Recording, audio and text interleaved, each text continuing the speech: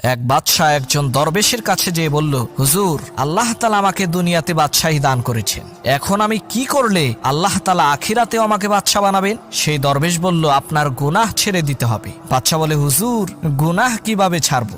দরবেশ বলল, আপনি প্রত্যেক দিন 100 বার মৃত্যুর কথা স্মরণ করবেন। বাদশাহ বলল, ঠিক আছে। 1 মাস পর বাদশাহ আবার দরবেশের কাছে এসে বলল, হুজুর, আমি স্বর্ণের তৈরি তসবি দিয়ে প্রত্যেক দিন 100 বার মরণ মরণ তসবি জপি, তারপরও গুনাহ ছাড়তে পারছি না।